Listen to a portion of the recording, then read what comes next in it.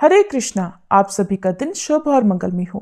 आज आप सुनेंगे मार्गशीर्ष मास महात्म्य का अंतिम अध्याय, जो कि 30वां अध्याय होगा। आप सबने अब तक हमारे चैनल पर जितने भी अध्याय सुने हैं और जिस तरह से भी आपने कमेंट्स किए हैं, उन सब के लिए आपको बहुत बहुत धन्यवाद। आज मार्गशीर्ष पूर्णिमा है, इसके लिए भी आप सभी को पूर्णिमा की ढेर सारी शुभकामनाएं।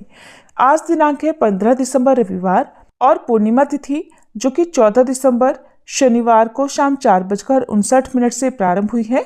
आज दोपहर 2:31 पर समाप्त होगी।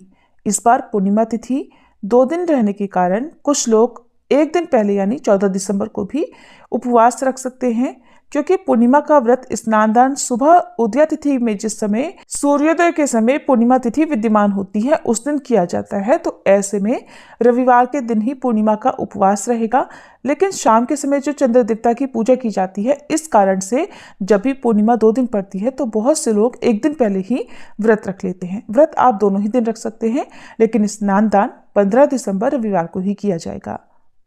आज सुनिए मार्गशीर्ष मास का अंतिम अध्याय। अगर हमसे भजन नहीं हो पा रहा है तो भी हमारी भगवत प्राप्ति निश्चित है, क्योंकि अगर प्रभु से हमारा संबंध दृढ़ है और अगर संबंध दृढ़ है तो हर सांस में भजन होता ही होता है। और भगवान संबंध का निर्वाह जरूर करते हैं, संबंध की लाज जरूर रखते हैं।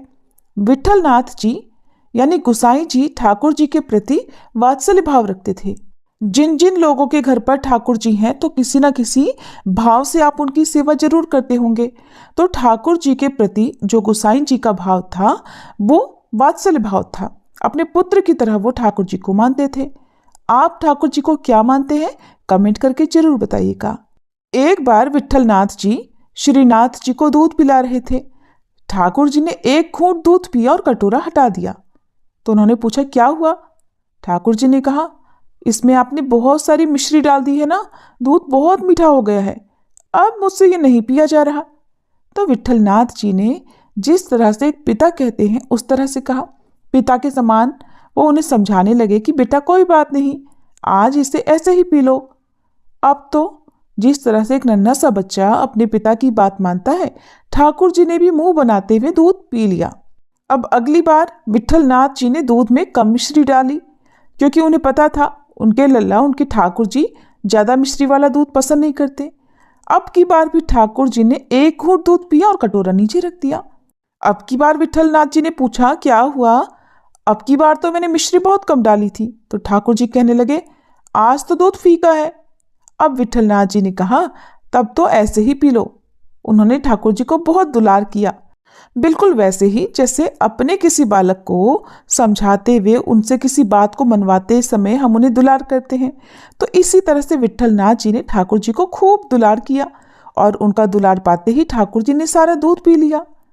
अगली बार विठल नाथ जी ने दूध और मिश्री अलग अलग करके ठाकुर जी को दे दी, क्योंकि विठल नाथ जी ने मन ही मन सोचा कि जब भी मैं दूध में मिश्री डालकर ठाकुर जी को देता हूँ तो कभी वो मिश्री ज्यादा होने का बहाना बना देते हैं, कभी कम डालो तो कहते हैं आज दूध फीका है।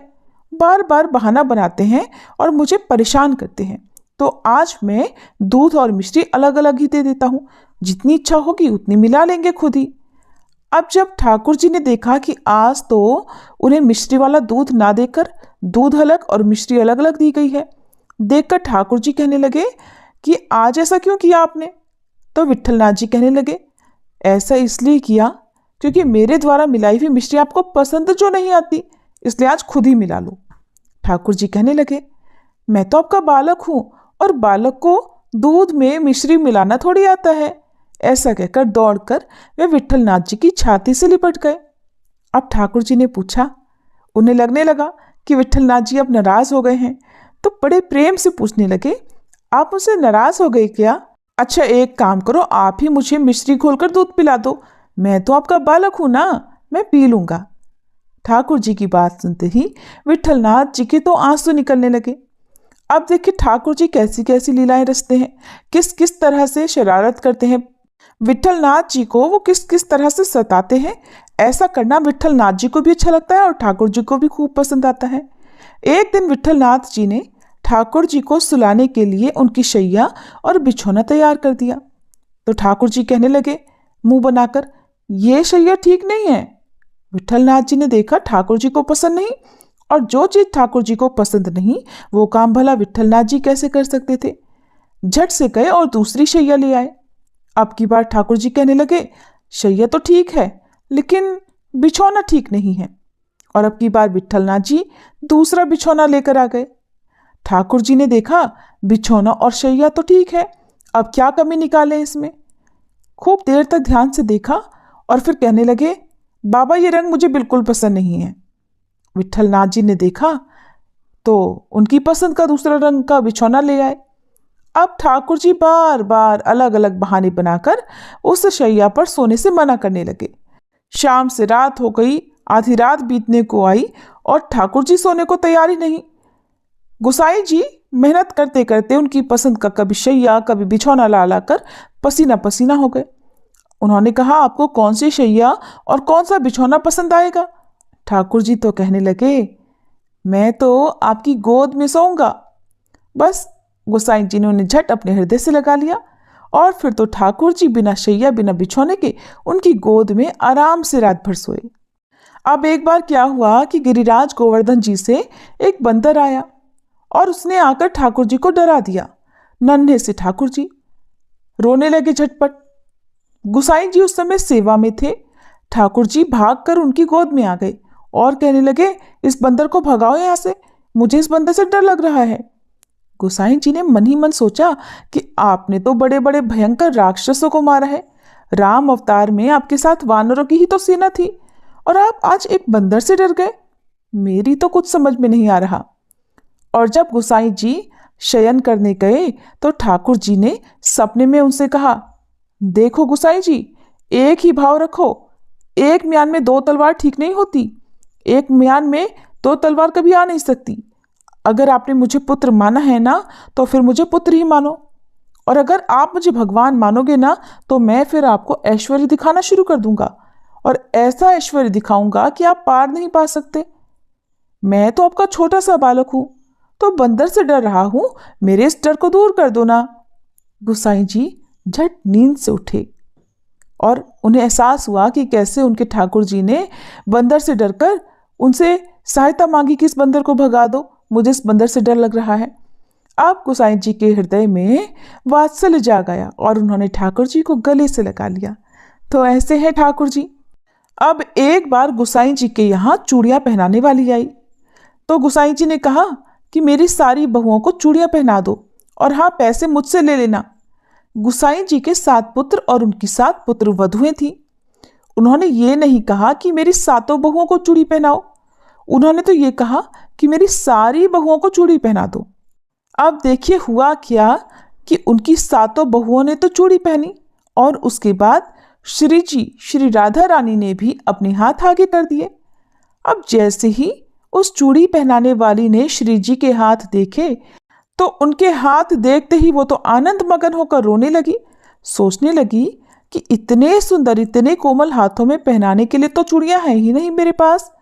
अब श्री जी ने चूड़ी वाले को इशारा किया, अरे क्या देख रही हो, पहनाओ ना चूड़ियां। फिर तो उसने जो जो श्री राधा द्वारा इशारा हुआ उसके अनुसार ही रंग बिरंगी चूड़ियां उन्हें पहना दी। अब जब वह गोसाई जी के पास पैसे लेने गई तो उन्होंने तो 7 बहुओं के हिसाब से पैसे दिए।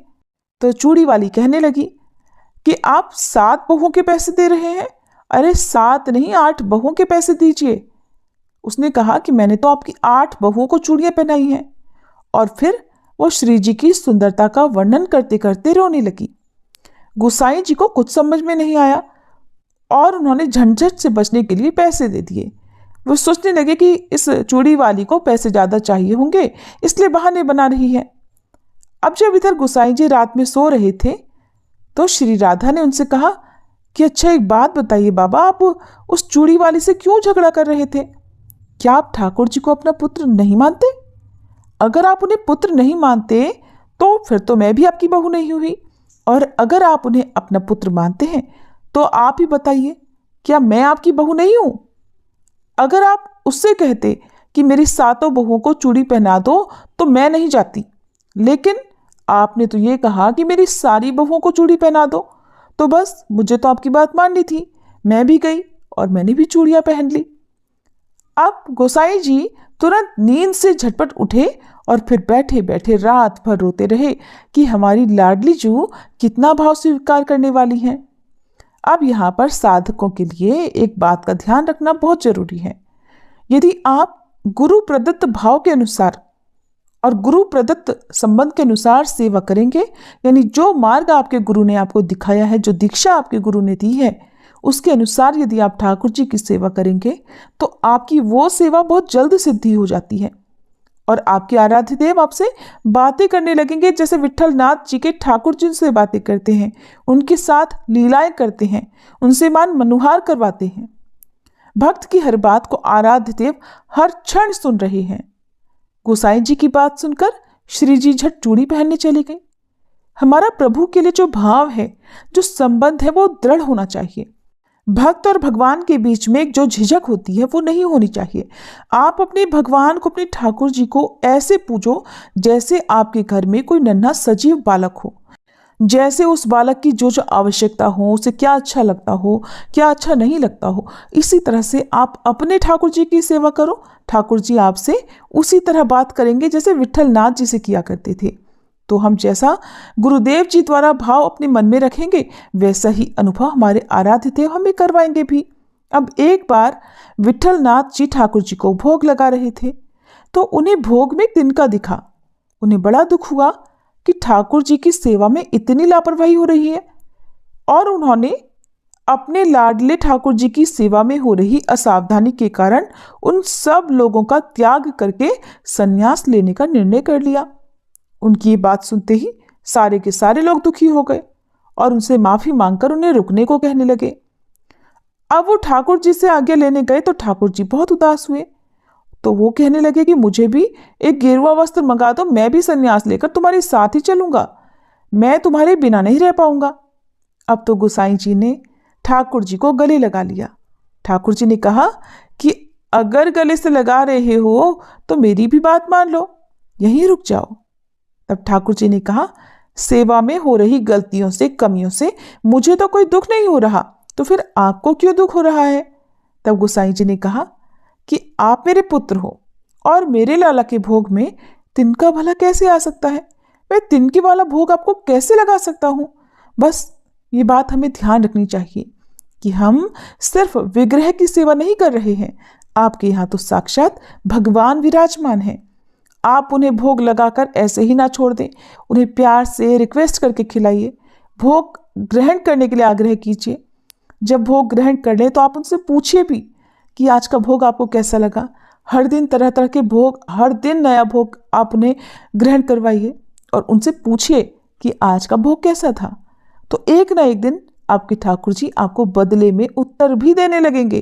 तो ये होता है भक्त और भगवान के बीच का संबंध, ये होती है सच्ची सेवा, और हमें भी इसी भाव से सारी सेवाएं बिना गलतियों की करनी चाहिए।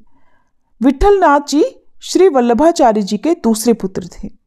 वल्लभाचार्य जी के गोलोक गमन के बाद उनके ज्येष्ठ पुत्र श्री गोपीनाथ जी आचार्य गद्दी पर बैठे। कुछ समय के बाद उनका भी गोलोक गमन हो गया। अब गोपीनाथ जी के पुत्र श्री पुरुषोत्तम जी, जो अभी बाल्यावस्था में ही थे, तो विट्ठल नाथ जी को ही सारा कार्यभार संभालने को मिला। श्रीनाथ जी का सारा ऐश्वर्य और सेवा विट्ठल नाथ जी को संभालने को मिली। कृष्णदास जी, जो कि वल्लभाचार्य जी के ही शिष्य थे, उन्होंने गोपीनाथ जी की पत्नी और पुत्र को समझा बुझाकर विट्ठल नाथ जी को सभी सेवाओं से निकलवा दिया, और यहाँ तक कि मंदिर में उनका प्रवेश भी निषेध करवा दिया गया, यानी कि उनको मंदिर के अंदर तक आना मना हो गया। अब उन्होंने स्वयं गद्दी पर पूरा अधिकार कर लिया, ये उनसे बहुत बड़ा अपराध बन गया। इधर गोसाई जी को सब अधिकार छूट जाने का तो कष्ट बिल्कुल नहीं हुआ, लेकिन सेवा छूट जाने का उन्हें बड़ा भारी कष्ट हुआ। श्रीनाथ जी की सेवा और दुलार छूट जाने से उन्हें बहुत दुख हुआ। अगर किसी भक्त को आप दुख देंगे तो भगवान इसे बिल्कुल बर्दाश्त नहीं करते। अब गोसाई जी परसौली में जाकर रहने लगे। उन्होंने भी उस जगह का त्याग कर दिया। अब वे वहां तक आते जहां दूर से श्रीनाथ जी की ध्वजा दिखाई देती, और वहां से मंदिर की तरफ देखकर रोने लगते।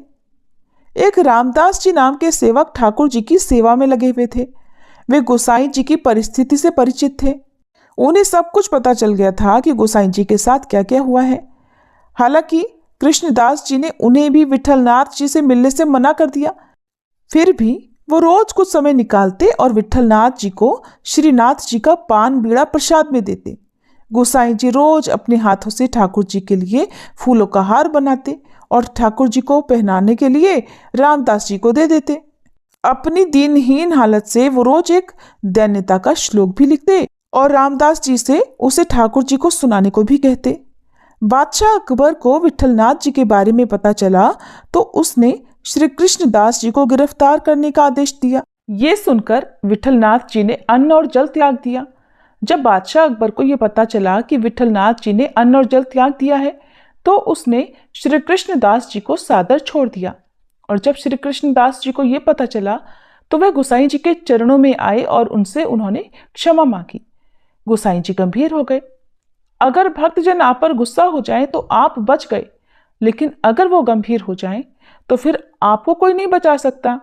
गोसाई जी अपने लाला की सेवा और दर्शन से दूर होने की वजह से गंभीर थे। अब विठलनाथ जी को पुनः सारी सेवाएं, सारे अधिकार और गद्दी प्राप्त हो गई। कृष्णदास जी की अंतिम लीला एक कुएं में गिरने से हुई और उन्हें गोसाई जी के प्रति किए गए अपराध की वजह से प्रेत बनना पड़ा। जब कृष्णदास जी प्रेत बन गए तो उनका कल्याण भी विठलनाथ जी ने ही किया था। ब्रज के मंदिरों में एक अनोखी परंपरा है। जब वहां पर कोई भी भक्त मंदिर के विग्रह के लिए माला लेकर जाता है तो वहां के पुजारी उस माला को विग्रह से केवल स्पर्श कराकर उसी भक्त के गले में वो माला पहना देते हैं। इसके पीछे दरअसल एक बड़ी प्रीतिकर कथा है। श्रुतियों के अनुसार बादशाह अकबर के समय की बात है। एक वैष्णव भक्त प्रतिदिन श्रीनाथ जी के लिए माला लेकर जाता था। एक दिन अकबर का सेनापति भी ठीक उसी समय माला लेने पहुंचा, जबकि माली के पास केवल एक ही माला शेष थी। वैष्णव भक्त और अकबर के सेनापति दोनों ही उस माला को खरीदने के लिए अड़ गए।